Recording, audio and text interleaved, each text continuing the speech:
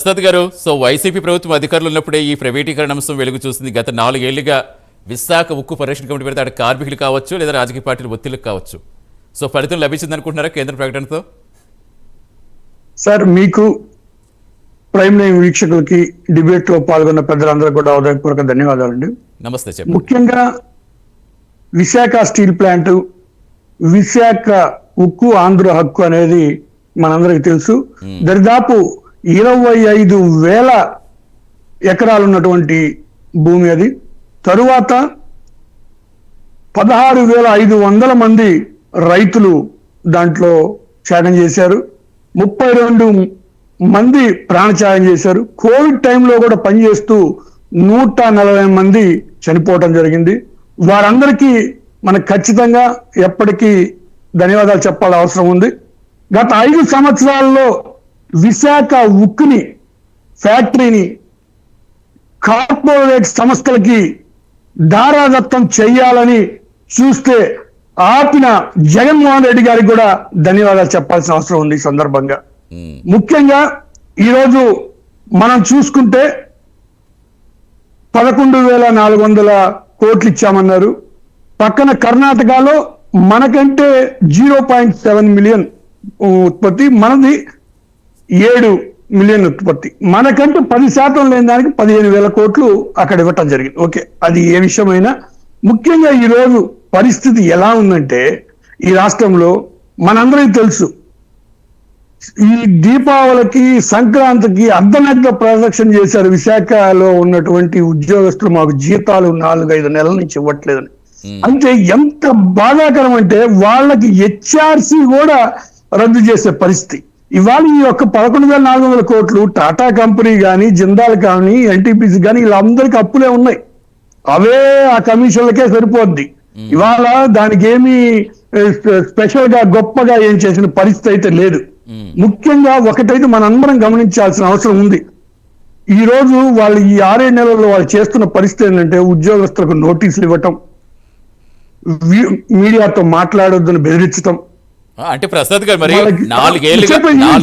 నేను చెప్తున్నా ఒక్కసారి మీరు చెప్పేది సమాజం ఉద్యోగస్తులకు సర్కులర్ ఇవ్వటం, అంటే ఒక ఆంక్షలు ఉద్యోగస్తులు విపరీతంగా పెట్టడం, ఇటువంటి అన్ని కూడా చేయటం అనేది చాలా బాధాకరం.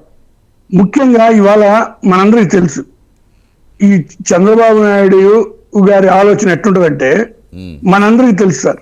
ముఖ్యంగా ఆ రోజు హెరిటేజ్ దానికోసం ఈ రాష్ట్రంలో ఉన్నటువంటి పాల ఉత్పత్తులు తయారు చేసే మొత్తాన్ని, పాల కేంద్రాలు మొత్తాలు పెద్ద పెద్ద ఒంగోలు అటువంటి పెద్ద పెద్ద 1000 ఎకరాలు ఇచ్చేటువంటి వాటిని కూడా ఒక ప్లాంట్ గా దాన్ని ఇచ్చేసాడు. ఇవాళ ఇది కూడా ఇప్పుడు నక్కపల్లి దగ్గర ఉన్నటువంటి దాన్ని డెవలప్ చేయాలని చెప్పి, అంటే ఒక ఏదైనా చంద్రబాబు నాయుడు మనకు గొప్ప అండి. ఇప్పుడు అప్పిచ్చారు, ఇంత మీడియా మిత్రులు కూడా అడిగేటప్పుడు కూడా వారు ఏం చేస్తున్నారు, అప్పిచ్చారు, వాళ్ళు బాగుంటే తీసుకుంటారు, బాగాలేకపోతే ఏం చేయాలి అంటే ఒక ప్లాన్ గా ఉంటుంది ముందుగానే. ఈ మధ్య మనం చూస్తున్నాం ఈనాడు, ఆంధ్రజ్యోతి పేపర్లో 22, 23 సంవత్సరం, 24 ఇట్లా సంవత్సరాలు 2,800 కోట్ల లాసు, 4,800 కోట్ల లాసు. ప్రతిదీ విమర్శనాత్మకంగా చూడటం ప్రసాద్ గారు సరే చెప్పింది కదా, ప్రతిదీ విమర్శనాత్మకంగా చూడటం కాదు. ఇప్పుడు ప్రజలకి భరోసా కల్పించాల్సిన అవసరం అయితే ఉంటుందా?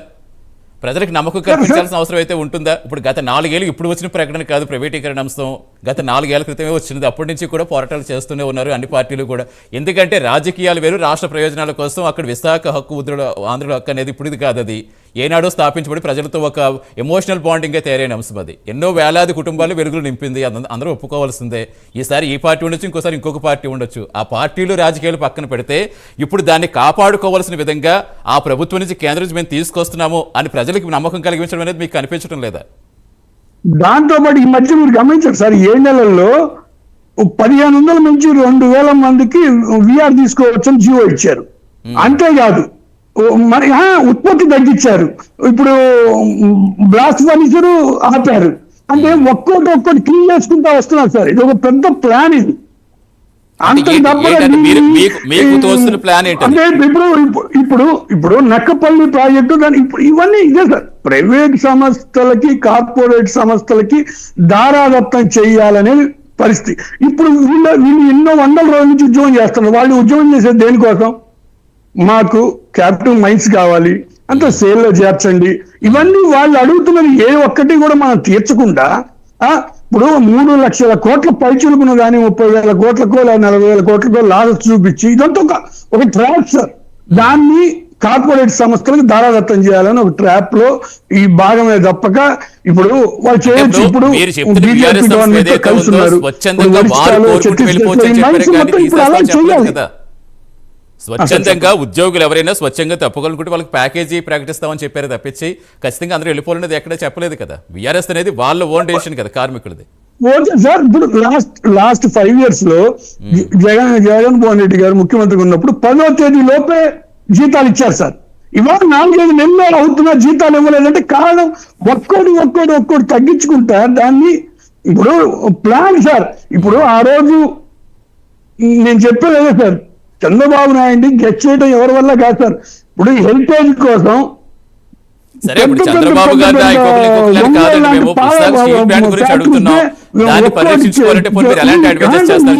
రాపిస్తారు సార్. ఈనాడు ఆంధ్రజ్యోతి మీడియాలో ముందే ఈ లాస్ వస్తుంది మైండ్ లో అలా సెట్ చేసి